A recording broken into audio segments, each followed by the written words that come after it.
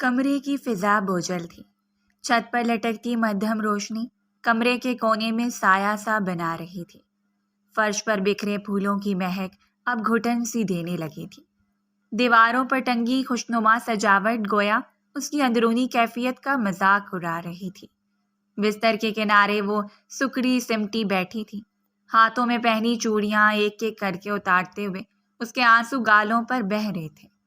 یہ نکاح خوشیوں کا دن نہیں تھا، بلکہ زنجیر کی طرح اس پر ڈال دیا گیا بوجھ تھا۔ وہ راضی تھی، لیکن نکاح سے پہلے جو حقیقت اس کے سامنے بیان کی گئی تھی اس نے اس کا دل کرچی کرچی کر دیا تھا۔ اس کو یقین نہیں آ رہا تھا کہ جس انسان سے وہ محبت کرتی تھی وہ انسان اس سے بدلہ لے رہا ہے۔ اس نے چوڑیاں اتار کر انہیں ایک طرف رکھا اور گھٹنوں میں چہرہ چھپائے سسکیاں دبانے لگی۔ دل بری طرح ٹوٹ گیا تھا۔ اس کو سمجھ ہی نہیں آ رہا تھا وہ اپنا آپ کس طرح سنبھالے۔ کمرے کی خاموشی میں اس کی رونے کی آواز ہی سب سے نمایاں تھی۔ چند لمحے بعد اچانک کمرے کے دروازے کے ہلنے کی سی آواز نے اس کی سانسیں روک دی تھیں۔ اس نے کہا تھا وہ آئے گا، اور وہ آ گیا۔ اس کی جان حلق میں اٹکی تھی، دل کی دھڑکن جیسے لمحے بھر کو رک سی گئی تھی۔ اس نے ڈرتے ڈرتے پلٹ کر دیکھا تو سامنے زارون خان کھڑا تھا۔ جس بات کا ڈر تھا وہی ہوا تھا۔ اس کی آنکھوں میں سرد اور خطرناک چمک تھی۔ وہ چیخنے ہی لگی تھی مگر اگلے ہی لمحے زارون نے تیزی سے آگے بڑھ کر اس کے منہ پر ہاتھ رکھ دیا تھا۔ خوف کے مارے اس کی آنکھیں ابل آئی تھیں۔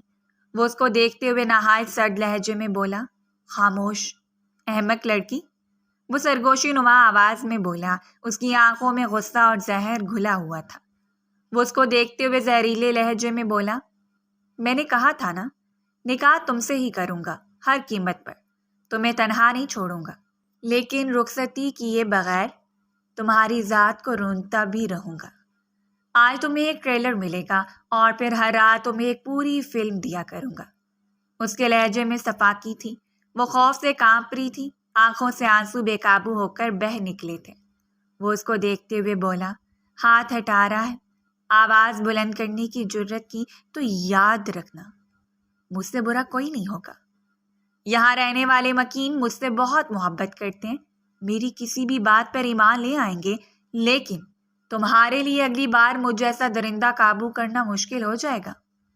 یہ کہتے ہی اس نے اس کے منہ سے ہاتھ ہٹا دیا تھا۔ وہ یکدم اس کے قدموں میں گر گئی اور دونوں ہاتھ جوڑ کر اس کی طرف دیکھتے ہوئے لرزتی آواز میں بولی، پلیز خان، ایسا مت کریں، میں نے کچھ نہیں کیا، میں بے قصور ہوں، آپ میرے ساتھ ایسا نہیں کر سکتے۔ جو بھی کچھ ہوا وہ سب میری ماں نے کیا تھا، میرا اس میں کیا قصور؟ میں تو کبھی ان سے ملی بھی نہیں۔ اس واقعے کے بعد ہم میں سے کسی نے ایک نے بھی ان کی شکل نہیں دیکھی۔ وہ کتنی بار مجھ سے ملنے کے لیے آئی لیکن میں نہیں ملی، اور نہ ہی ملنا چاہتی ہوں۔ آپ جو کہیں گے میں ویسا کروں گی، مگر پلیز خان، میری ذات کو مت روندیے۔ اس کی آواز بھیگ چکی تھی۔ میں آپ سے بہت پیار کرتی ہوں، آپ اچھی طرح جانتے ہیں، پھر آپ میرے ساتھ ایسا کیوں کر رہے ہیں؟ محبت کی اتنی بڑی سزا نہیں دیں خان۔ زارون نے نیچے جھک کر اس کا چہرہ اوپر کیا۔ اس کی آنکھوں میں سختی تھی مگر لبوں پر ہلکی سی مسکراہٹ جس میں تلخی چھپی تھی۔ وہ اس کو دیکھتے ہوئے بولا، تم اس عورت سے ملو یا نہ ملو، سزا تمہیں ہر قیمت پر ملے گی، کیونکہ تم اس عورت کی بیٹی ہو جس نے میرا پورا خاندان تباہ کیا تھا۔ اس رات کے لیے میں نے برسوں انتظار کیا ہے، آج میرا انتقام پورا ہوگا۔ وہ ہر لفظ پر زور دیتے ہوئے بول رہا تھا، پہلے اس نے ہمارا خاندان برباد کیا، اب میں اس کی بیٹی کو تباہ کروں گا۔ تم بے قصور ہو یا قصوروار، یہ میرے لیے اہم نہیں۔ تمہاری ماں تمہارے لیے ہر پل تڑپتی ہے، اور جب اسے پتہ چلے گا کہ تم خوش نہیں ہو، تم ہر رات روتی ہو، تب اسے احساس ہوگا کہ اس نے ماضی میں ہم سے کیا چھینا تھا اور اب میں اسے کیا لوٹا رہا ہوں۔ وہ پھوٹ پھوٹ کر رونے لگی۔ خدا آپ کو کبھی معاف نہیں کرے گا خان، اگر آپ نے میرے ساتھ کچھ بھی غلط کیا۔ اس کے الفاظ ٹوٹ پھوٹ کا شکار تھے مگر دل کی گہرائیوں سے نکلے تھے۔ زارون نے لمحہ بھر اسے غور سے دیکھا، جیسے اس کے خوف اور درد کو اندر تک پڑھ رہا ہو۔ پھر دھیرے سے اس کے قریب آ کر بولا، میں کسی کے ساتھ کچھ غلط نہیں کرتا، قدرت ان کے ساتھ خود غلط کرتی ہے، اور تم اب میری زندگی میں ہو، میرا دل جو چاہے گا وہ کروں گا، مجھے روکنے والا کوئی نہیں ہے، اور جس نے بھی مجھے روکنے کی کوشش کی وہ تمہاری بربادی کا خود مختار ہوگا۔ یہ کہتے ہی وہ اسے بستر پر دھکیل چکا تھا۔ کمرے کی نیم تاریک فضا میں ایک عجیب سا سکوت پھیلا ہوا تھا۔ کھڑکی سے آتی مدھم روشنی نے دیواروں پر نرم سا عکس بکھیر رکھا تھا۔ وہ بستر کے کنارے بیٹھا اسے تک رہا تھا، جیسے اس کے وجود کی ہر جنبش کو اپنی آنکھوں میں قید کر لینا چاہتا ہو۔ وہ گھبراہٹ سے چادر کو اور مضبوطی سے اپنے گرد لپیٹ گئی تھی۔ رک جائیے پلیز، اس کی لرزتی آواز میں التجا تھی، مگر آنکھوں میں وہ لرزاں احساس جھلک رہا تھا جسے الفاظ میں بیان نہیں کیا جا سکتا تھا۔ وہ قریب آیا اور بے اختیار اس پر جھک گیا تھا اور اپنے لبوں کی نرمی اس کے رخسار پر بکھیرنا شروع کر دی تھی۔ اس لمس نے اس کے سارے وجود کو بے اختیار سا کر دیا تھا۔ تمہارا اور میرا رشتہ صرف لفظوں کا نہیں ہے طوبا، یہ میرا حق ہے اور تمہاری حقیقت بھی، وہ دھیرے سے بولا، اور آج میں تمہیں محسوس کرواؤں گا ہر قیمت پر۔ وہ تھمی، سمٹی، مگر رک نہیں سکی۔ اس کے دل کی دیواریں ٹوٹتی جا رہی تھیں، آنکھوں کے گوشے بھیگ گئے تھے، مگر اس بار مزاحمت کمزور پڑ گئی تھی۔ اس نے چادر کے اوپر سے اس کے لرزتے ہاتھ تھام لیے تھے اور اپنی قربت کی شدت سے اسے یقین دلانا شروع کر دیا تھا کہ وہ اس کی ہو چکی ہے۔ وقت ٹھہر سا گیا، دھڑکنوں کی آوازیں کمرے کی خاموشی میں صاف سنائی دے رہی تھیں۔ وہ ہچکیوں سے رو رہی تھی، اس کو روک رہی تھی، لیکن وہ نہیں رکا تھا۔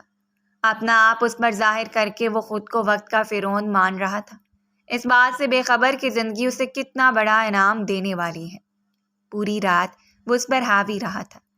فجر سے پہلے اسے تکلیف میں چھوڑ کر چلا گیا تھا، جبکہ وہ روتی رہ گئی تھی۔ کمرے کی کھڑکی کے پردے ہوا کے ہلکے جھونکوں سے ذرا ذرا سا سرک رہے تھے۔ سورج کی کرنیں نیم تاریک کمرے میں داخل ہو کر فرش پر بکھر رہی تھیں۔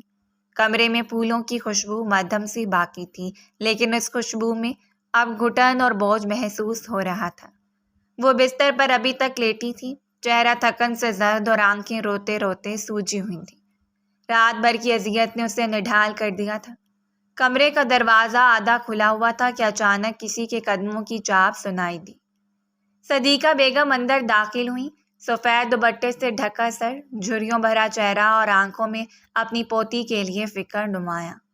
وہ آہستگی سے اس کے قریب آئیں اور بستر کے کنارے بیٹھتے ہوئے نرم ہاتھوں سے اس کے بالوں پر ہاتھ پھیرنے لگیں۔ کیا ہوا میری لاڈو کو؟ ابھی تک جاگی کیوں نہیں؟ ان کی آواز میں پیار بھی تھا اور پریشانی بھی۔ تمہارے سسرال والے آئے ہوئے ہیں بیٹا، اٹھو، جا کے سلام کرو۔ کب سے تمہیں یاد کر رہی ہے سریا؟ وہ تو کمرے میں آنا چاہتی تھی، لیکن میں نے روک دیا کہ پتہ نہیں کس حال میں سو رہی ہوں گی تم۔ وہ مندی مندی آنکھیں کھولتے ہوئے جاگ گئی تھی۔ اس کی آنکھوں کی لالی دیکھ کر صدیقہ بیگم ٹھٹکی۔ یا خدا، میری بچی کی آنکھیں اتنی سرخ کیوں ہیں؟ وہ فوراً اس کا چہرہ اپنے قریب کرتے ہوئے بولی، طوبا، تم ساری رات سوئی نہیں تھی کیا؟ ایسا لگ رہا ہے کہ تم ساری رات جاگی ہو یا پھر روتی رہی ہو۔ کچھ ہوا ہے چندا؟ بولو مجھے۔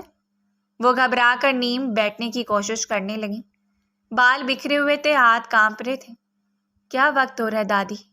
اس کا لہجہ بکھلایا ہوا تھا، جیسے کچھ چھپانا چاہتی ہو۔ جو رات اس کے ساتھ ہوا تھا وہ ان کو نہیں بتانا چاہتی تھی۔ اس کی نظر میں وہ غلط تھا۔ اس کی دادی اس پر بہت بھروسہ کرتی تھی اور وہ اپنی دادی کا بھروسہ کسی قیمت پر توڑنا نہیں چاہتی تھی، اسی لیے اپنے اندر کے تمام زخم چھپا گئی تھی۔ صدیقہ بیگم نے گھڑی کی طرف دیکھا اور پھر اس کو دیکھتے ہوئے بولی، دوپہر کے 12 بج رہے ہیں، تمہاری ساس اور نند آئی ہوئی ہیں، کب سے تمہارا انتظار کر رہی ہیں۔ 2 بار تو ملازمہ کو بھیج چکی ہیں چندا، مگر تم ہو کے کمرے سے باہر ہی نہیں نکلتی۔ بری بات ہوتی ہے، بڑے بزرگ ان حرکتوں سے ناراض ہو جاتے ہیں۔ خیر تمہاری وہ پھپھو ہے، مگر اب ساس کے رتبے پر فائز ہو گئی ہے، اسی لیے میں چاہتی ہوں کہ تم اس کے ساتھ اچھے طریقے سے پیش آؤ تاکہ وہ کوئی شکایت نہ کرے۔ یہ سنتے ہی وہ فوراً گھبرا کر بولی، خان تو نہیں آئے نا؟ رات کے خیال سے اس کی جان حلق میں اٹک گئی تھی۔ صدیقہ بیگم نے حیران ہو کر اسے دیکھا۔ ارے بیٹا، اس بات سے اتنا ڈرتی کیوں ہو؟ شوہر ہے وہ تمہارا، وہ تو اب ہر روز آئے گا، تم پر حق رکھتا ہے، محرم ہے تمہارا۔ وہ نظر جھکا کر دبے لہجے میں بولی، شوہر نہیں ہے دادو، وہ جلاد ہے۔ آپ نے ان کی آنکھیں دیکھی ہیں کتنی لال رہتی ہیں، اور ان آنکھوں میں میرے لیے کتنا غصہ ہوتا ہے۔ آپ نے بہت بڑی غلطی کی ہے دادو، میرا نکاح ان سے کروا کر۔ آپ دیکھنا ایک روز آپ پچھتائیں گی۔ اس کا لہجہ گلوگیر ہو گیا تھا۔ رات کا ایک ایک منظر ابھی بھی اس کی آنکھوں میں کسی فلم کی مانند چل رہا تھا۔ وہ کتنا بھی چھپانے کی کوشش کرتی، اس کے چہرے سے سب ظاہر ہو رہا تھا کہ رات بھر وہ کس اذیت کا شکار رہی ہے۔ صدیقہ بیگم کے لبوں پر ایک تھکی ہوئی مسکراہٹ آ گئی۔ وہ اس کو دیکھتے ہوئے محبت سے بولی، پاگل مت بنو، ایسا کچھ نہیں ہے، وہ تم سے بہت پیار کرتا ہے۔ اسی نے تو مجھ سے ریکویسٹ کی تھی کہ میں اپنی پوتی کا ہاتھ اس کے ہاتھ میں دے دوں، اور خیر سے پپو کا بیٹا ہے تمہارا، کوئی غیر تھوڑی ہے۔ چلو اب، وہ لوگ کب سے انتظار کرتے ہیں، تمہارا بری بات ہوتی ہے، اس طرح بڑوں کو انتظار نہیں کروایا جاتا۔ سریا بھی کیا سوچ رہی ہوگی، ماں کو لینے کے لیے بھیجا تھا، میں بھی یہیں بیٹھ گئی۔ اس نے سر ہلایا اور آہستہ سے بولی، جی دادو۔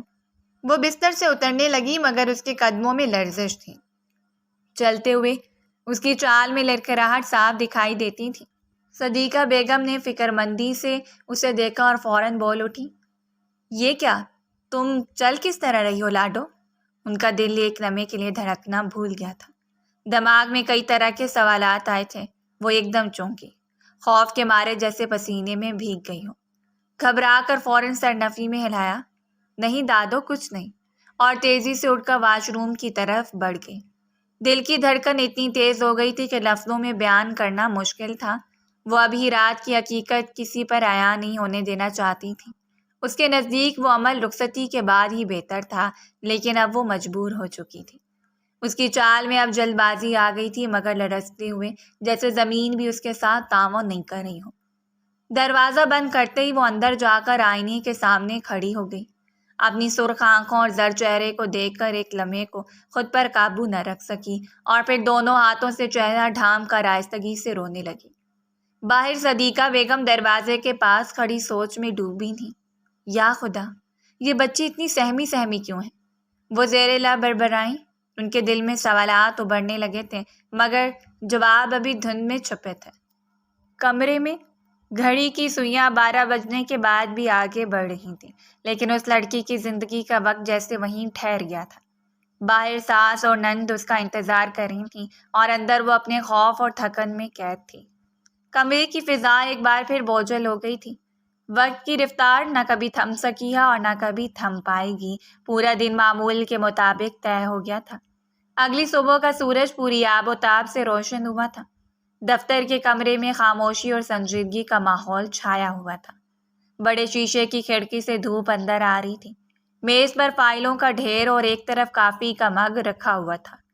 زارون خان اپنے کیبن میں لیپ ٹاپ پر جھکا ہوا تیزی سے ٹائپ کر رہا تھا۔ دروازے پر ہلکی سی دستک ہوئی۔ اس نے نظریں اٹھا کر دیکھا تو سامنے اس کی ماں سریا بیگم داخل ہو رہی تھی۔ ماں کو دفتر میں دیکھ کر ان کے چہرے پر خوشی کی لہر دوڑ گئی تھی۔ وہ آ کر اس کے سامنے بیٹھ گئیں اور شفقت بھرے لہجے میں بولیں، صبح ملاقات کیے بغیر دفتر آ گئے؟ ماں سے زیادہ عزیز ہو گیا کاروبار؟ اتنی بھی کون سی ایمرجنسی لگی تھی جو تم ایک دفعہ کمرے میں جھانکنے بھی نہیں آئے؟ حالانکہ میں نے تمہیں 1000 مرتبہ سمجھایا ہے، مجھے ایک دفعہ اپنا چہرہ دکھا دیا کرو۔ زارو نے فوراً لیپ ٹاپ بند کیا اور نرم انداز میں بولا، آپ سے عزیز نہ پہلے کچھ تھا اور نہ آج کچھ ہے امی، بس کام کا تھوڑا دباؤ تھا اس لیے جلدی آ گیا۔ رات کو آپ سے ملنے کا ارادہ تھا، بس ابھی نکاح کی وجہ سے کچھ چھٹیاں بھی ہو گئی تھیں، سب چیزیں سنبھال رہا تھا۔ سریا بیگم ذرا شکوے بھرے انداز میں بولی، ہاں ساری ذمہ داریاں تم پر ہی تو ہیں، ذرا خیال نہیں ہے تمہیں میرا، پورا دن تمہارے انتظار میں بیٹھی رہتی ہوں، لیکن لڑکے کو فرصت ہی نہیں ماں کے لیے۔ رات کو بھی تمہارا انتظار کیا، صبح بھی کیا، اسی لیے آج میں خود دفتر چلی آئی۔ نواب زادے تو اب اپنی شکل دکھانے کے روادار بھی نہیں رہے، ہمیں خود ہی ان کے آفس جانا پڑے گا حال احوال دریافت کرنے۔ اب یہ نوبت آ گئی ہے۔ زارو نے ان کی بات سن کر گہرا سانس لیا اور مسکراتے ہوئے بولا، چھوڑے نا امی، ویسے آپ نے بہت اچھا کیا یہاں آ کر، مجھے آپ سے بہت کام تھے، آپ سے کچھ فائلوں پر دستخط بھی لینے تھے۔ بزنس زارون ہی سنبھالتا تھا لیکن نام اس نے اپنی ماں کے ہی رکھا تھا۔ آپ کافی لیں گی یا چائے؟ وہ انٹرکام اٹھانے ہی والا تھا کہ ثریا بیگم نے فوراً ہاتھ سے اشارہ کیا، ابھی کچھ نہیں، مجھے تم سے بات کرنی ہے، پہلے تم سے بات کر کے اپنا دل ہلکا کر لوں، پھر تمہارے ساتھ کھانا بھی کھاؤں گی۔ زانو نے انٹرکام واپس رکھا اور ماں کی طرف دیکھتے ہوئے سنجیدگی سے بولا، جی بولیں، کیا بات کرنی ہے؟ سب خیریت ہے؟ آپ کافی پریشان لگ رہی ہیں مجھے۔ چند لمحے وہ خاموش رہی، جیسے الفاظ چن رہی ہوں، پھر آہستہ آہستہ گویا ہوئی، زارون، تم ماضی کو بھول کیوں نہیں چاہتے؟ ماضی کو سینے سے لگا کر کب تک جیو گے؟ میں نے سب فراموش کر دیا ہے۔ تم جانتے ہو کہ میں آج تمہارے اور سمرین کے ساتھ خوش ہوں۔ اب تو ہماری فیملی میں طوبہ بھی شامل ہو گئی ہے، تو کیوں سب کچھ بھول کر ایک نئی زندگی اس بچی کے ساتھ شروع نہیں کرتے؟ تمہاری نانو بہت پریشان ہے اور میں بھی بہت پریشان ہوں۔ اگر تم اسی طرح ماضی کو اپنے سینے سے لگا کر رکھو گی تو ساری زندگی اس بے بنیاد آگ میں جھلستے رہو گے جس کا اب کوئی وجود نہیں ہے۔ جو لوگ ماضی میں جیتے ہیں وہ کبھی خوش نہیں رہ پاتے۔ میری جان، کچھ تو خیال کرو۔ زارون کی آنکھوں میں سختی اتر آئی، وہ کرسی سے ذرا پیچھے ہوا اور سرد لہجے میں بولا، اگر آپ اپنی بھتیجی کی طرفداری کے لیے بیٹھی ہیں تو بہتر ہے آپ چلی جائیں، کیونکہ میرا ایسا کوئی ارادہ نہیں ہے کہ میں پرانا سب بھول کر نئی شروعات کروں۔ جو میں نے گنوایا تھا میں مر کر بھی بھول نہیں سکتا۔ ثریا بیگم اس کے لہجے کی تلخی کو نظر انداز کرتے ہوئے بولی، تم کیوں اس طرح کرتے ہو؟ جو بھی ہوا ماضی میں وہ اس کی ماں کی کارستانی تھی، اس بیچاری بچی کا کیا قصور؟ وہ تم سے اتنا ڈرتی ہے کہ تمہارے نام پر کانپنا شروع ہو جاتی ہے۔ تمہیں پتہ بھی ہے کل کیا ہوا؟ ابھی وہ مزید کچھ کہتی ہیں کہ زارون نے فوراً ان کی بات کاٹ دی۔ اس کی آواز بھاری اور سخت تھی، مجھے اس لڑکی کے بارے میں اور اس کی قصے کہانیوں کے بارے میں کچھ نہیں سننا، اور نہ ہی دلچسپی ہے۔ اس کی ماں نے میرا خاندان برباد کیا تھا، آپ کو بے تحاشا رلایا تھا۔ جب اس عورت کی وجہ سے ہمارا باپ ہمیں چھوڑ کر گیا تھا، تب سمرین کی عمر 2.5 سال تھی اور میں صرف 7 سال کا تھا۔ امی، وہ وقت میں بھول نہیں سکتا جتنی تکلیفیں اٹھا کر ہم نے آج یہ مقام حاصل کیا، ان تکلیفوں کو میں کبھی نہیں بھول سکتا۔ ثریا بیگم کی آنکھوں میں آنسو تیرنے لگے تھے، وہ ہاتھ جوڑ کر بھرائی ہوئی آواز میں بولی، میرے ہاتھ جڑے ہوئے ہیں، تب بھی نہیں زارون؟ وہ میری بھتیجی ہے، میں اس کو تکلیف میں نہیں دیکھ سکتی۔ زارون نے نظریں پھیر لیں، اس کی سانس بھاری ہو گئی تھی، چہرے پر کرب کے آثار تھے مگر لہجہ بدستور سخت تھا۔ تب بھی نہیں امی، اس عورت کی غلطیوں کی سزا اس کی بیٹی کو ہر قیمت پر ملے گی، چاہے کچھ بھی ہو جائے، اور آپ بھی اس معاملے میں مت آئیں۔ میں نے نکاح سے پہلے ہی آپ سے کہہ دیا تھا، بس اب یہ بات ختم ہے۔ کمرے میں سناٹا چھا گیا تھا۔ ثریا بیگم نے ٹھنڈی آہ بھری اور نظریں جھکا لیں، ان کے دل میں درد کی ایک لہر دوڑ گئی تھی۔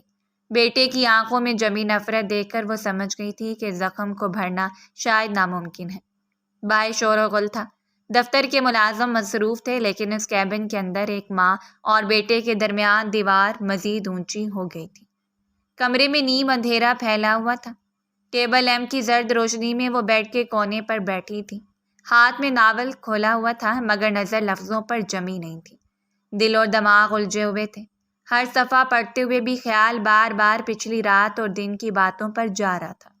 باہر سے برآمدے کی ہلکی سی چرچراہٹ سنائی دی اور پھر اچانک کمرے کا دروازہ زور سے کھلا۔ وہ چونک کر سیدھی ہو گئی، آنکھوں میں خوف کی جھلک تھی۔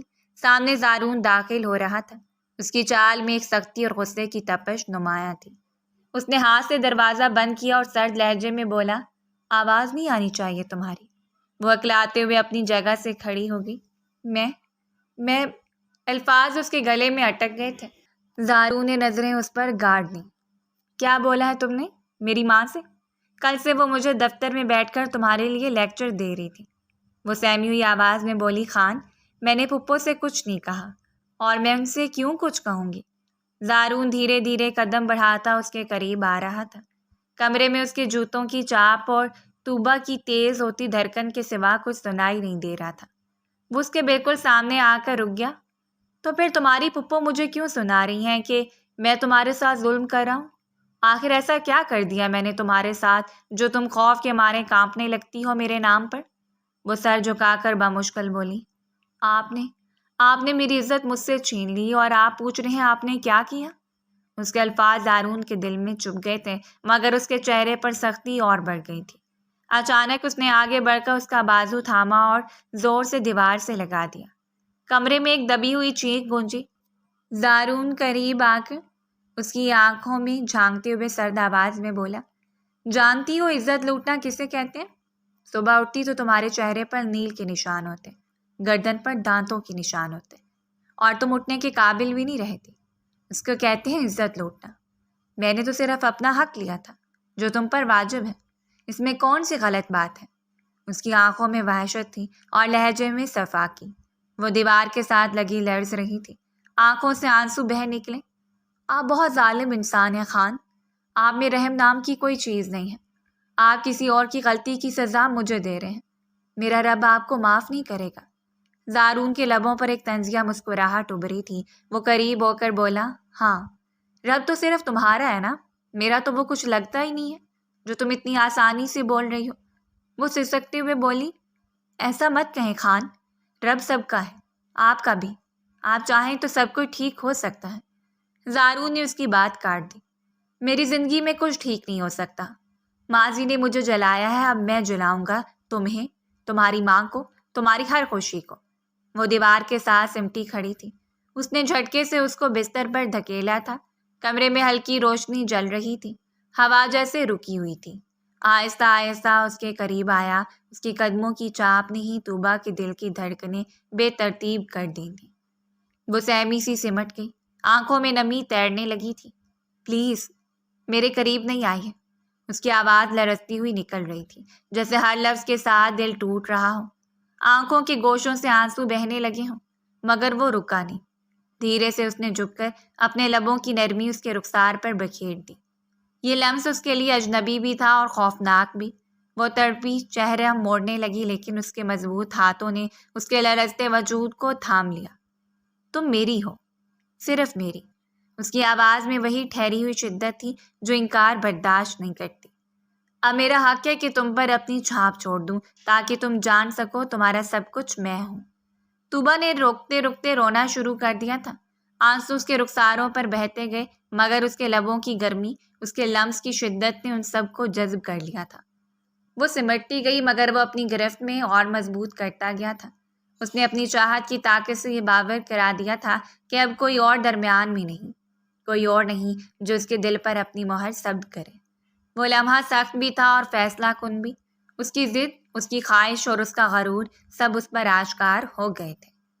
کمرے میں سکوت چھا گیا تھا، صرف دھڑکنوں کی آواز باقی تھی اور ایک حقیقت کہ اب وہ صرف اس کی ہے۔ 20 دن بعد کینٹین کے شور شرابے میں طلبہ کے کہکے، ٹرے ٹکرانے کی آوازیں اور چائے کے کپوں کی کھنک گونج رہی تھی، مگر وہ ایک کونے کی میز پر بیٹھی جیسے سب کچھ سن ہی نہیں رہی تھی۔ اس کے سامنے رکھی چائے ٹھنڈی ہو چکی تھی اور نظر کہیں خلا میں اٹکی ہوئی تھی۔ اس کی آنکھوں کے نیچے ہلکے اور چہرے کی زردی صاف بتا رہی تھی کہ وہ اندر سے کس قدر بوجھل ہے۔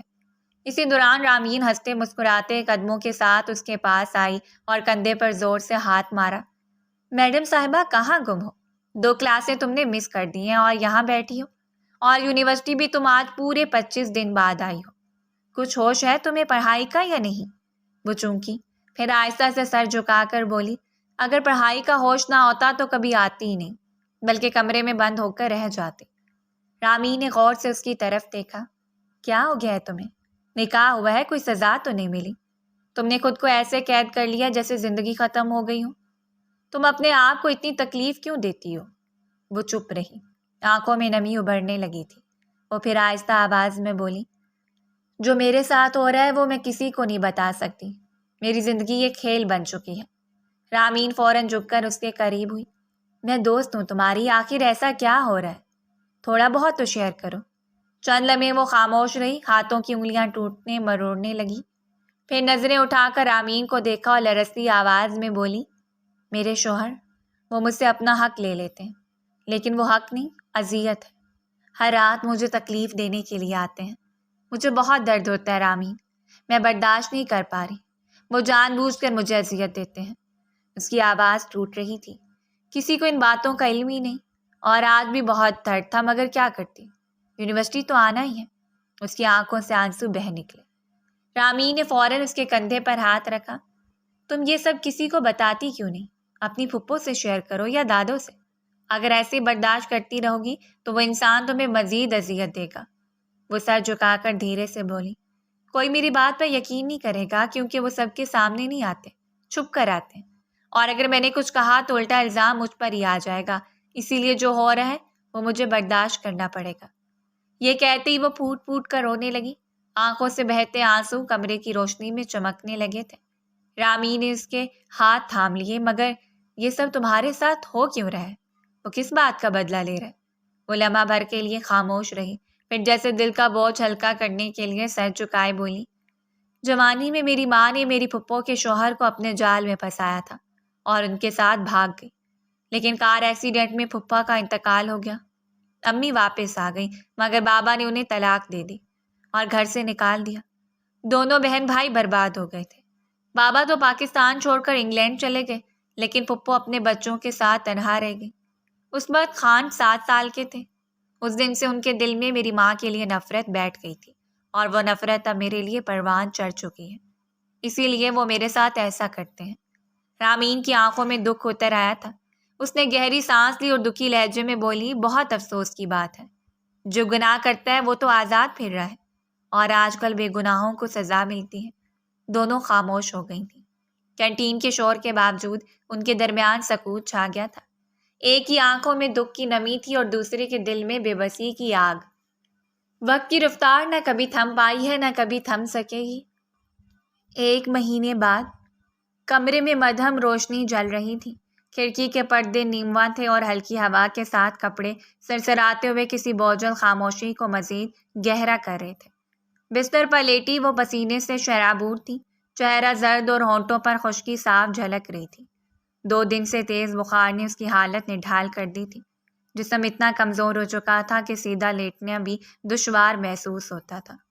دن بھر مہمان آتے رہے تھے۔ پھپھو اور ان کی بیٹی خیر خیریت دریافت کر کے جا چکی تھیں۔ صرف اس کا شوہر ہی رہتا تھا جس کا انتظار اس کو بالکل نہیں تھا۔ لیکن چند لمحے بعد کمرے کا دروازہ آہستہ سے کھلا اور زارون اندر داخل ہوا۔ جیسے ہی اس کی نظر اس پر گئی وہ تڑپ کر تکلیف سے بولی، پلیز میرے قریب مت آئیے گا، مجھے بہت تکلیف ہو رہی ہے، مجھے بہت درد ہے۔ اس کا لہجہ کپکپا رہا تھا اور آنکھوں میں خوف صاف جھلک رہا تھا۔ اس کی یادداشت میں وہ سب راتیں تازہ ہو گئی تھیں جب وہ اس کی وحشت بھری شدت کا شکار بنی تھی۔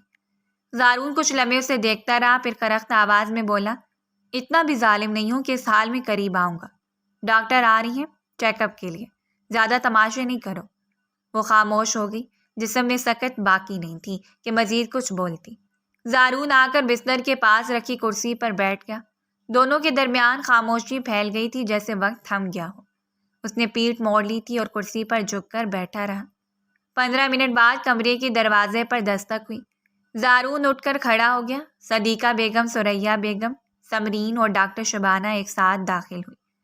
ڈاکٹر نے کمرے میں قدم رکھتے ہی زارون کو سلام کیا اور بغیر وقت ضائع کیے سیدھا مریضہ کی طرف بڑھی۔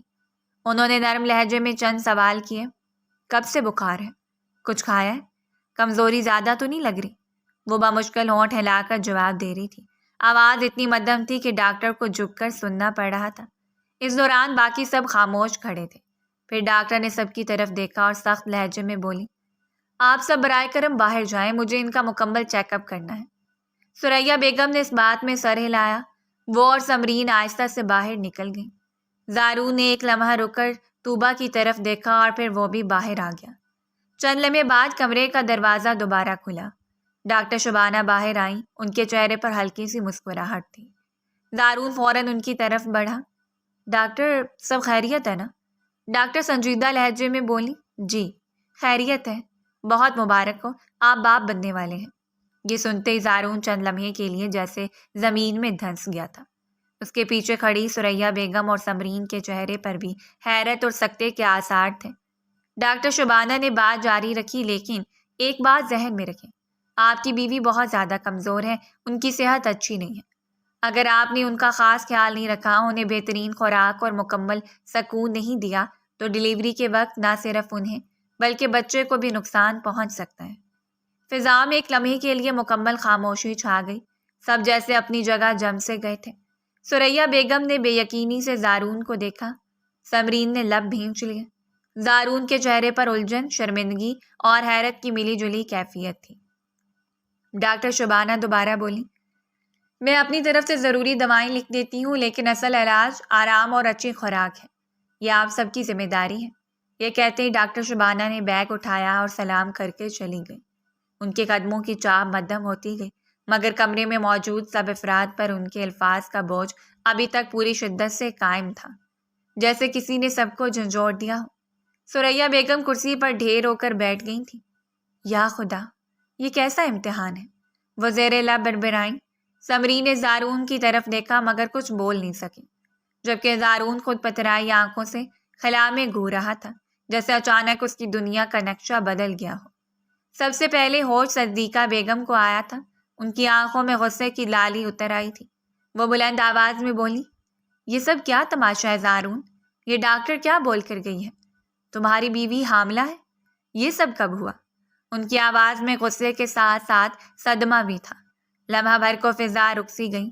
اس سے پہلے کہ زارون کچھ کہتا، ثریا بیگم بول اٹھی، نہیں اماں، میرا بیٹا ایسا نہیں کر سکتا۔ ابھی تو رخصتی ہی نہیں ہوئی۔ یہ سب کچھ کسی اور مسئلے کی وجہ سے ہے۔ آپ کی پوتی نے کچھ نہ کچھ ضرور کیا ہے۔ میرا بیٹا پاک دامن ہے، وہ یہاں آیا ہی نہیں۔ اس کو تو یہ لڑکی پسند تک نہیں ہے۔ یہ نکاح تو بدلے کی آگ میں ہوا ہے۔ ان کی بات پر دادی بیگم کے تیور مزید بگڑ گئے۔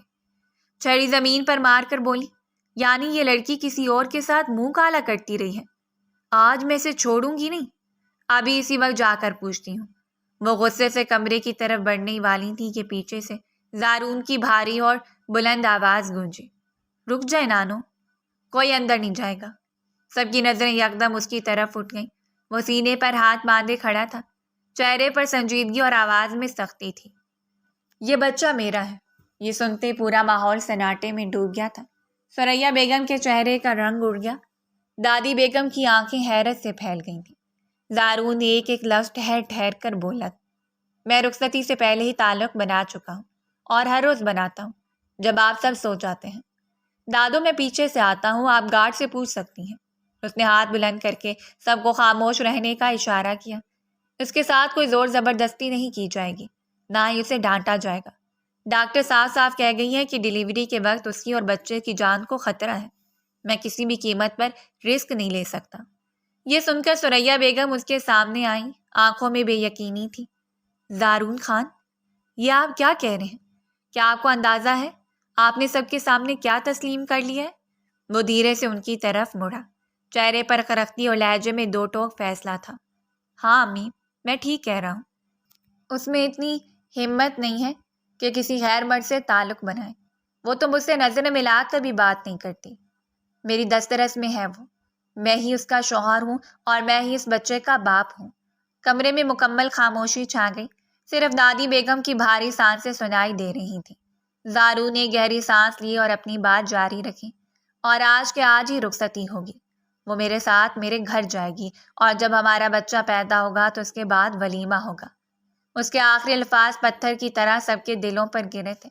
دادی بیگم کرسی پر بیٹھ گئی، چھڑی زمین پر لڑک گئی تھی۔ ثریا بیگم کانپتے ہوئے بولی، لیکن بیٹا، یہ سب یوں اچانک، خاندان والے کیا کہیں گے؟ لوگ کیا سوچیں گے؟ زارون ان کی آنکھوں میں آنکھیں ڈال کر بولا، لوگ کیا سوچیں گے مجھے پرواہ نہیں۔ آج فیصلہ ہو چکا ہے۔ وہ اب میرے ساتھ ہی رہے گی اور کسی کو اس پر انگلی اٹھانے کی اجازت نہیں ہے۔ یہ کہتے ہی وہ مڑا اور کمرے کی طرف بڑھ گیا۔ دادی بیگم کے ہونٹ کپ کپا رہے تھے۔ وہ کچھ کہنا چاہتی تھی مگر الفاظ ساتھ چھوڑ گئے۔ ثریا بیگم بے یقینی سے اپنے بیٹے کی پیٹھ کو دیکھتی رہ گئی۔ سمرین ایک کونے میں کھڑی سب منظر دیکھ رہی تھی۔ اس کے چہرے پر بھی حیرت اور صدمے کے ملے جلے تاثرات تھے۔ فضا میں گہری سنجیدگی چھا گئی تھی، جیسے پورے گھر کو کسی بھاری فیصلے نے اپنی لپیٹ میں لے لیا ہو۔ زارون کا فیصلہ سب کے دلوں پر بجلی بن کر گرا تھا، مگر اب واپسی کا کوئی راستہ باقی نہیں رہا تھا۔ کچھ گھنٹے بعد کمرے کی فضا بوجھل اور سنسان تھی۔ کھڑکی کے پردے آدھے کھلے تھے اور سورج کی ہلکی کرنیں کمرے کے فرش پر پھیل رہی تھیں۔ بستر پر نیم دراز طوبہ سر جھکائے بیٹھی تھی، چہرہ زرد، آنکھوں کے گرد سوجن اور جسم کمزوری سے ٹوٹا ہوا دکھائی دیتا تھا۔ اس کی انگلیاں کانپ رہی تھیں جو بار بار دوپٹے کے کنارے کو مروڑ رہی تھیں۔ چند لمحے بعد کمرے کا دروازہ آہستگی سے کھلا۔ دادی بیگم اندر داخل ہوئی۔ ان کی قدموں میں وہی وقار تھا مگر آنکھوں میں نمی چھلک رہی تھی۔ جیسی ان کی نظر طوبا پر پڑی، آنکھوں سے بے اختیار آنسو گرنے لگے۔ وہ دھیرے دھیرے چلتی ہوئی آگے بڑھی اور بستر کے قریب آ کر بیٹھ گئی۔ کپ کپاتے ہاتھ اس کے سر پر رکھے اور بھاری لہجے میں بولی، مجھے معاف کر دو طوبا، میں تمہاری حفاظت نہیں کر سکی۔ مجھے پتہ بھی نہیں چلا کہ میری چھت کے نیچے میری لاڈلی پوتی کے ساتھ یہ سب کچھ ہو رہا ہے۔ طوبا نے سر جھکائے رکھا۔ لمحہ بھر بعد اس کی آواز لرزتی ہوئی نکلی، آپ پر یہ باتیں زیب نہیں دیتی دادی۔ ابھی باہر آپ ہی تھیں جو مجھ پر الزام لگا رہی تھیں کہ میں نے کسی اور مرد کے ساتھ گناہ کیا ہے۔ مجھے سب اندر آوازیں سنائی دی ہیں۔ دادی بیگم نے شرمندگی سے سر جھکا لیا۔ ان کی آنکھوں سے آنسو لڑک کر طوبا کے ہاتھ پر گرے۔ بیٹا، میں تھوڑی جذباتی ہو گئی تھی، مجھے لگا تھا زارون کبھی ایسا نہیں کرے گا۔ میں نے اپنی ساری امیدیں اس پر لگا رکھی تھیں، مجھے معاف کر دو۔ طوبا رندھی ہوئی آواز میں بولی، لیکن آپ کا زارون ہر روز مجھے رونتا رہا ہے، صرف میری ماں کا بدلہ لینے کے لیے۔ اسی لیے تو میں نے نکاح سے انکار کیا تھا، مگر آپ نے زبردستی میری شادی ان سے کروائی، اور اب دیکھ لیں انجام۔ یہ کہتی اس کی ہچکیاں بن گئیں۔ وہ پھوٹ پھوٹ کر رونے لگی۔ اس کا نحیف وجود کانپ رہا تھا۔ دادی بیگم بے بس ہو کر آگے بڑھی اور اسے اپنے سینے سے لگا لیا۔ اس کے سر پر ہاتھ پھیرتے ہوئے، کندھے کو سہلاتے ہوئے بولی، بس میری بچی چپ ہو جاؤ، سب ٹھیک ہو جائے گا۔ طوبا روتے روتے دھڑکتے دل کے ساتھ بولی، نہیں دادی، میں ان کے ساتھ رخصتی نہیں کروں گی، چاہے کچھ بھی ہو جائے۔ میں ان کے ساتھ نہیں جاؤں گی، وہ مجھے ہر روز اذیت دیتے ہیں، میں مزید برداشت نہیں کر سکتی۔ دادی بیگم نے اس کا چہرہ اپنے ہاتھوں میں تھام کر آنکھوں میں آنکھیں ڈالیں۔ ان کے لہجے میں سختی اور درد دونوں جھلک رہے تھے۔ پاگل مت بنو طوبا، لوگ طرح طرح کی باتیں بنائیں گے، دنیا کی زبان کسی کو نہیں بخشتی، اور مجھ میں ہمت نہیں ہے کہ میں اپنی پوتی کے خلاف وہ سب سنوں۔ وہ لمحہ بھر کے لیے رکی، پھر گہری سانس لیتے ہوئے بولی، اس نے بچے کو قبول کیا ہے، تمہیں قبول کیا ہے، یہ بہت بڑی بات ہے۔ آج ہی تمہاری رخصتی ہوگی، تمہیں تیار ہونا پڑے گا۔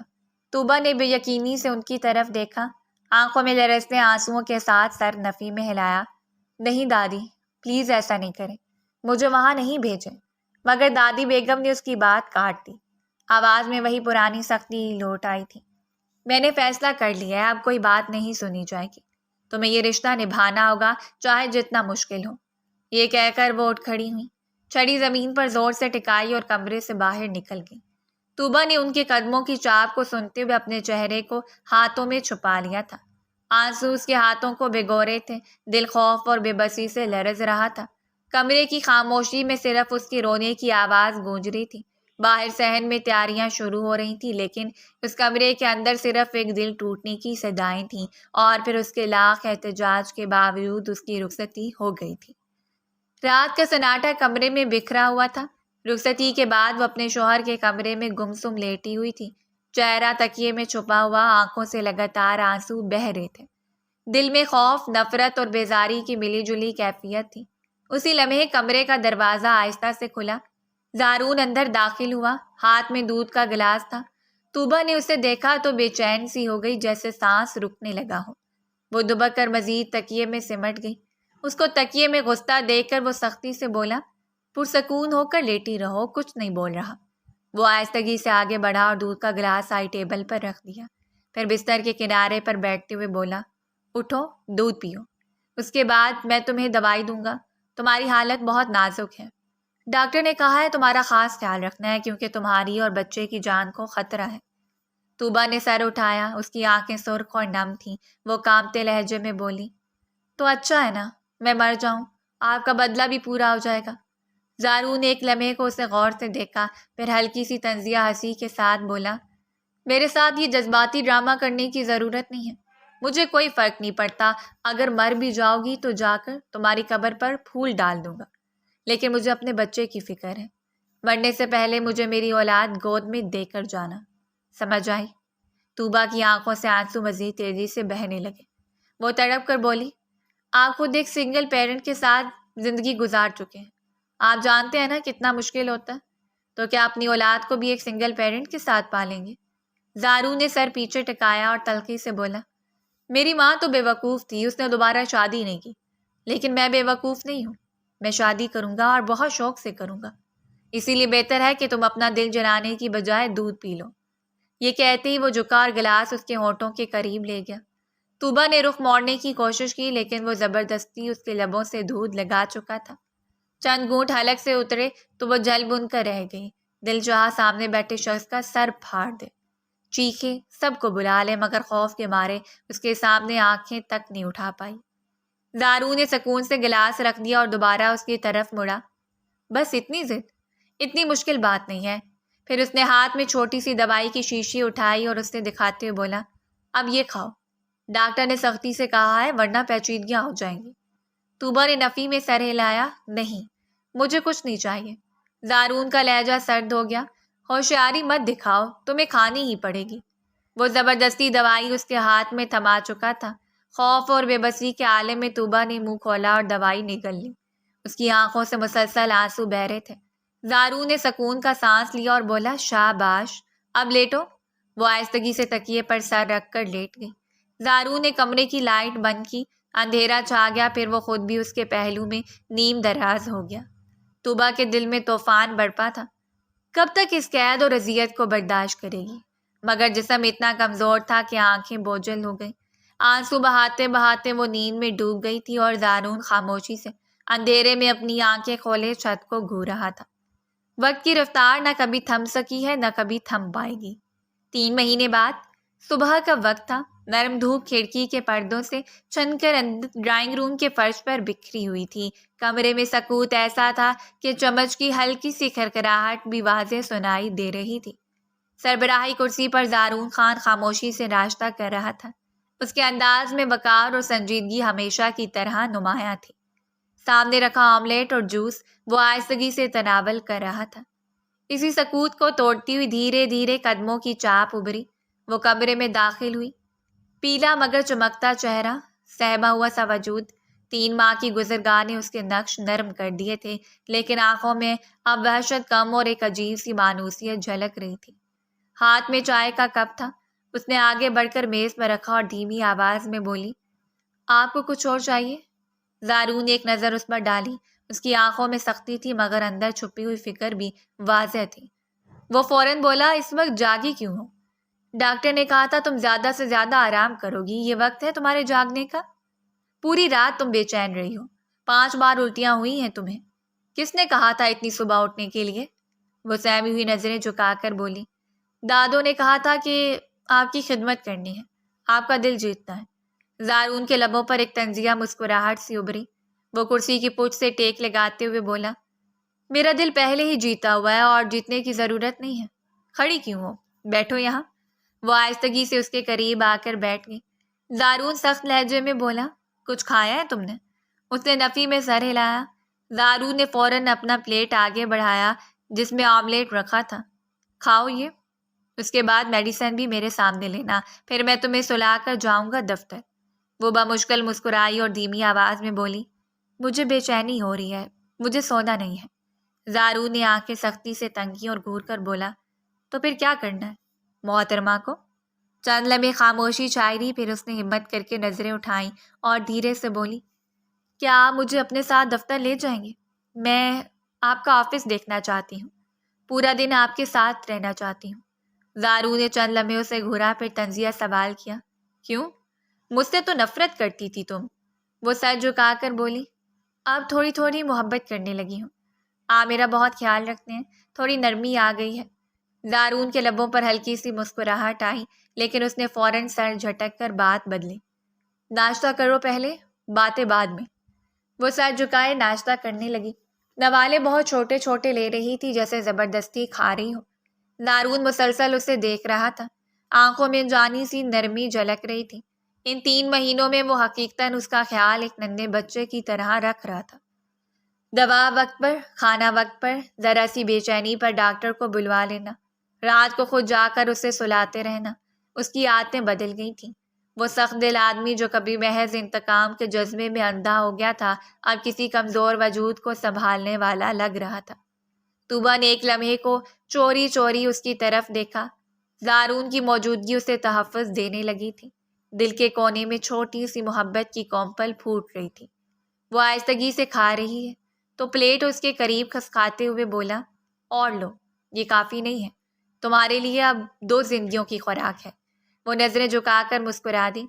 کمرے میں خاموشی پھر چھا گئی تھی، مگر اس خاموشی میں اب سرد مہری نہیں تھی، بلکہ ایک مانوس سا سکون تھا، جیسے دھوپ کی ہلکی سی کرن دل کی دیواروں پر دستک دے رہی ہو۔ 4 مہینے بعد ہلکی ہلکی شام اتر رہی تھی۔ لان میں مدھم روشنیوں کے درمیان نرم گھاس پر چلتے ان دونوں کے قدم سست اور محتاط تھے۔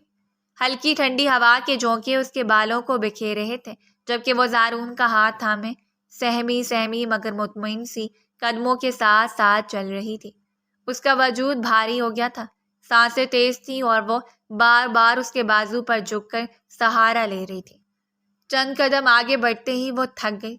اپنے شوہر کے سینے پر سر رکھتے ہوئے دھیمی آواز میں بولی، بہت تھکن ہو جاتی ہے اب، اور عجیب سی بے چینی بھی ہوتی ہے۔ مجھے کچھ ہوگا تو نہیں نا؟ زارون فوراً رکا اور نرمی سے اسے پاس کی بینچ پر بٹھا دیا۔ اس نے جھک کر اس کے پاؤں سیدھے کیے اور خود بھی ساتھ بیٹھتے ہوئے مضبوط لہجے میں بولا، تمہیں کچھ ہوگا تو میں پورے اسپتال کو آگ لگا دوں گا۔ پریشان مت ہو، میں ہوں تمہارے ساتھ۔ اس کی آنکھوں میں نمی تیر گئی، لب کپ کپایا اور وہ آہستگی سے بولی، میں نہیں چاہتی کہ میری اولاد سنگل پیرنٹ کے ساتھ پلے۔ میں جانتی ہوں یہ درد کیسا ہوتا ہے۔ باپ کا نہ ہونا یا ماں کا نہ ہونا ایک اولاد کو برباد کر دیتا ہے۔ میں نہیں چاہتی کہ یہ تکلیف میری اولاد دیکھے۔ زارون نے اس کی آنکھوں میں جھانکا، لمحے بھر کو خاموش رہا، پھر مدھم لہجے میں بولا، میں تمہارا دکھ سمجھ سکتا ہوں اور تمہارے جذبات بھی، لیکن یاد رکھو میں ہوں تمہارے ساتھ۔ اس کی آنکھوں میں سوالیہ نگاہیں ڈال کر بولی، مگر آپ تو نفرت کرتے ہیں مجھ سے۔ آپ نے کہا تھا کہ مجھے چھوڑ دو گے۔ زارون نے جھٹکے سے نفی میں سر ہلایا اور فوراً بولا، میں نے ایسا نہیں کہا، اور نہ میں کبھی تمہیں چھوڑوں گا۔ خان اپنی بیویوں کو نہیں چھوڑتے۔ وہ ایک لمحے کے لیے چپ رہی، پھر لرزتی آواز میں بولی، لیکن خان دوسری شادی ضرور کرتے ہیں۔ میں نہیں چاہتی کہ میرے بچوں پر کسی بھی بری بات کا اثر پڑے۔ میں چاہتی ہوں وہ ایک بھرپور اور خوشحال زندگی گزاریں اپنے ماں باپ کے سنگ۔ زارون نے سنجیدگی سے اس کی بات سنی، پھر نرم لہجے میں بولا، میں نہیں کروں گا دوسری شادی، یہ بھول جاؤ اور ماضی کو بھی بھولنے کی کوشش کرو۔ میں اپنے بچے کے بارے میں سوچ رہا ہوں، اسی لیے سب کچھ پیچھے چھوڑ دیا ہے۔ اس کی آنکھیں یکدم بھیگ گئی تھیں، لب کپ کپائے وہ بے اختیار بولی، میری ماں کی غلطی بھی اور وہ ماضی بھی۔ زارون نے گہری سانس کھینچی۔ ایک لمحے کے لیے اس کا چہرہ سنجیدگی اور قلب سے بھر گیا تھا۔ وہ چند لمحے خاموش رہا، جیسے الفاظ ڈھونڈ رہا ہو، پھر بوجھل لہجے میں بولا، تمہاری ماں کی غلطی نہیں بھلا سکتا، وہ میری رگوں میں بیٹھا ہوا زخم ہے، لیکن میں نے طے کر لیا ہے کہ اب تمہیں تکلیف نہیں دوں گا، یہ میرا وعدہ ہے۔ وہ کچھ کہنے کے لیے ہونٹ کھولتی، مگر الفاظ ساتھ نہیں دے رہے تھے۔ خاموشی اس پر چھا گئی۔ زارون اس کا ہاتھ مضبوطی سے تھام کر بولا، بس اب مجھ پر بھروسہ رکھو پلیز۔ ہوا کے جھونکے اس کے آنسو خشک کر رہے تھے، لیکن دل کے اندر ایک نرم سا سکون اتر رہا تھا۔ توبہ چپ ہو گئی تھی۔ شاید پہلی بار اس نے محسوس کیا تھا کہ زارون کے لہجے میں سختی نہیں بلکہ سچائی ہے۔ وہ آہستگی سے اس کے کندھے پر سر ٹکا کر بیٹھ گئی۔ لان کی خاموش فضا میں صرف پرندوں کی آواز اور ان دونوں کی دھڑکنوں کی ہم آہنگی باقی رہ گئی تھی، ایک ایسی ہم آہنگی جو نفرت سے محبت تک کے سفر کا آغاز تھی۔ 9ویں مہینے ہسپتال کے کوریڈور میں سناٹا تھا، مگر اس سناٹے میں ایک عجیب سی گھبراہٹ چھپی ہوئی تھی۔ سفید دیواروں پر ٹمٹماتی ہلکی لائٹس اور جراثیم کش دوا کی بو ہر طرف پھیلی ہوئی تھی۔ نرسیں کبھی تیزی سے گزرتی اور کبھی ڈاکٹر کے نوٹس لیے باتیں کرتے ہوئے آگے بڑھ جاتی، مگر زارون کے کان صرف ایک دروازے پر لگے تھے، وہ دروازہ جس کے پیچھے اس کی زندگی کا سب سے قیمتی لمحہ طے ہو رہا تھا۔ اس کے قدم رکنے کا نام نہیں لے رہے تھے، کبھی ایک طرف جاتا، کبھی کھڑکی کے پاس جا کر باہر اندھیری رات کو دیکھتا اور پھر پلٹ کر واپس اسی دروازے کو گھورنے لگتا۔ صدیقہ بیگم کرسی پر بیٹھی تسبیح کے دانے گھما رہی تھیں، ان کی آنکھوں سے لگاتار آنسو بہہ رہے تھے، مگر لب مسلسل دعائیں دہرا رہے تھے۔ ثریا بیگم کے چہرے پر بھی بے چینی صاف جھلک رہی تھی۔ وہ بار بار زارون کو دیکھتی اور آہستہ سے کہتی، حوصلہ رکھو بیٹا، خدا سب آسان کرے گا، مگر ان کے لہجے میں بھی لرزش تھی۔ اچانک اندر سے ایک بچے کی رونے کی آواز گونجی۔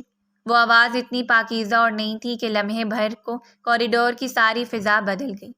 زارون کا دل دھک سے رک گیا، پھر تیز دھڑکنے لگا۔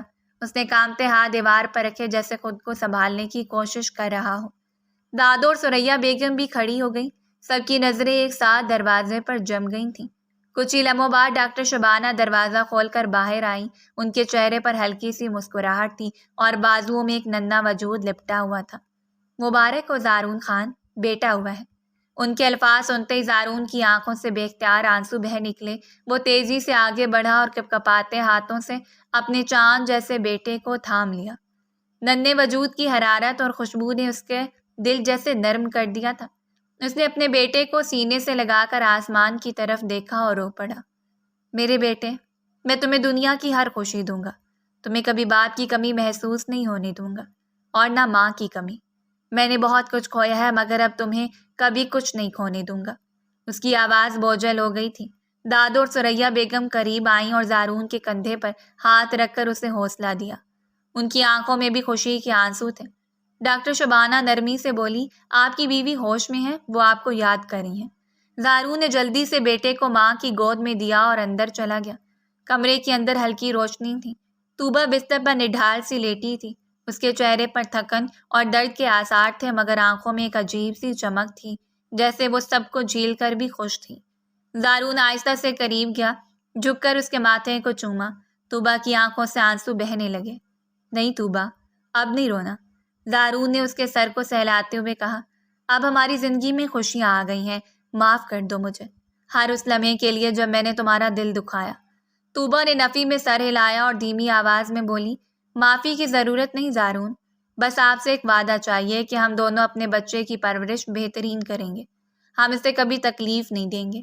زارون اس کے ہاتھ اپنے ہاتھوں میں لیتے ہوئے بھرائی آواز میں بولا، میں وعدہ کرتا ہوں، یہ بیٹا میری زندگی کا سب سے قیمتی تحفہ ہے، اور تم نے مجھے یہ خوشی دی ہے۔ آج مجھے شدت سے احساس ہوا ہے کہ میں تم سے کتنا پیار کرتا ہوں۔